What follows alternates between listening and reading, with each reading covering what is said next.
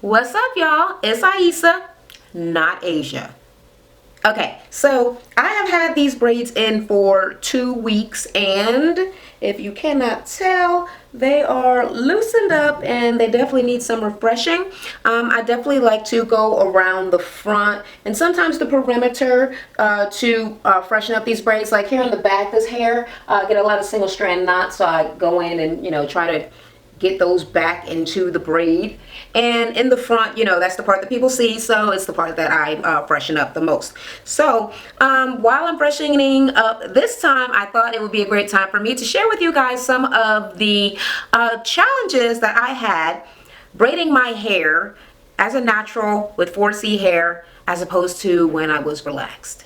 Okay, so one of the things you may notice first is that my hair is a dull color and my braid hair quite shiny, almost plastic looking, and you can definitely see the color change from my hair on the scalp onto the braid when in fact they are the same color. So how do we aid this? Well, it seems pretty obvious that you're either going to have to make this hair less shiny or your hair more shiny. Okay, I have not tried these things, but I did hear through the grapevine that just because some people are kind of allergic or have reactions to synthetic hair, they dip it in vinegar, and the vinegar removes something from the hair, but I've heard that it also helps to bring down some of the shine. Tip number one. Okay, and I would say that maybe a sort of a powder, maybe a makeup type powder or something that could also be used to bring down the shine, but of course that will also add dirt to your hair. So if that is not an issue, then powder it on up.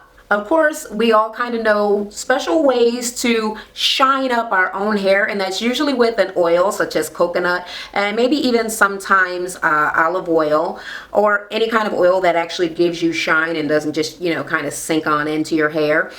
Shining conditioning gels also add some sort of shine, or butters, or maybe even hair grease, okay? Because I definitely used hair grease when I was relaxed. One of the most logical things that we would think would be different from braiding relaxed hair to natural hair would obviously be the texture, and it's a big one. So obviously when I was relaxed, my hair was more straight than it is now. So one of the first things that you could do is attempt to put your braids in with your hair stretched, which is what I did do, but then I also wanted to moisturize it. And I chose to use a moisturizer that was liquid. So if you do not wish for your hair to shrink and perhaps keep it as straight as you possibly can, then you're going to have to use a not so really water-based moisturizer, okay? Whereas water could be one of the ingredients, but maybe not the very first one. Or you might want to go with moisturizing oils such as olive oil, avocado oil, or coconut oil, or just like a shea butter or something like that, where it's actually just going to give you hold in some moisture as opposed to putting the moisture in. But a water-based moisturizer is going to give you some bush, but it still tends to be the best for me. So in my last video, I did use this liquid as my moisturizer, and it did shrink up my hair considerably. So though moisturized, not all that easy to get back into the braid, if you know what I mean. I'm going to show you something that kind of helped me out when I was doing this. So the way that I do my braids is to actually take your hair that is folded in half and place it over the piece of hair that you are holding, your own hair, right? Did I get out of camera for a second? All right. And I normally don't have to be as all special with it while I'm still holding my hair in between my fingers. And then I just go on and start braiding. Now we can already see first off that texture difference in these two types of hair. So I like to kind of start off as soon as I can and get some of my hair into one of these other sections, so it doesn't feel quite as bulky and it doesn't make the braid too fluffy in one area. All right, and then I could wait until I get down to the end of my hair, which would be down here, but I don't want to because I I want it to have a nice, more blended effect. So whenever I can get this piece of hair that doesn't have any of my hair in it, and my hair is right next to it like it is right now, I like to just take them and place them over each other. Okay? And then split them down the middle. Just like that. Okay? And then just keep on braiding. And for some reason, this seemed to work a little bit better when it got down to the ends of my hair. Although I did still have to do some playing around with it. I did have to braid it sometimes several times to get my bushy hair to blend in with this. You could also use things like gel or grease or wax, twisting wax and things like that in order to help you to go down this braid. So let me actually stand up. So you see this right here? I think that's about all that I could see that's sticking out, which was not the case when I first was trying this. Another option would be to use a type of hair that is closer to your actual texture. Now, when I was relaxed, I did not flat iron my hair before braiding. I just wet it and let it go with that kinky, relaxed look with some grease, right? Those two textures seem to work out pretty well with my hair back then. But for now, this is Marley braiding hair.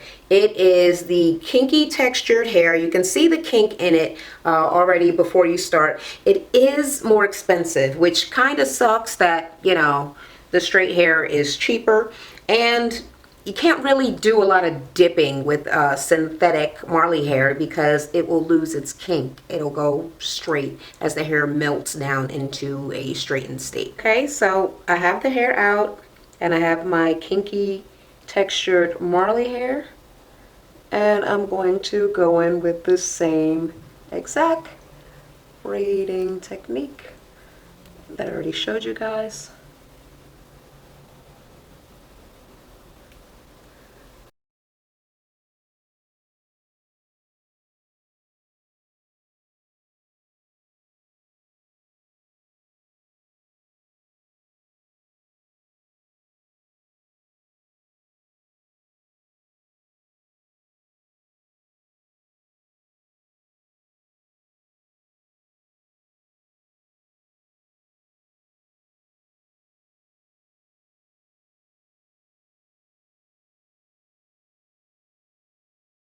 So here are the two braids side by side.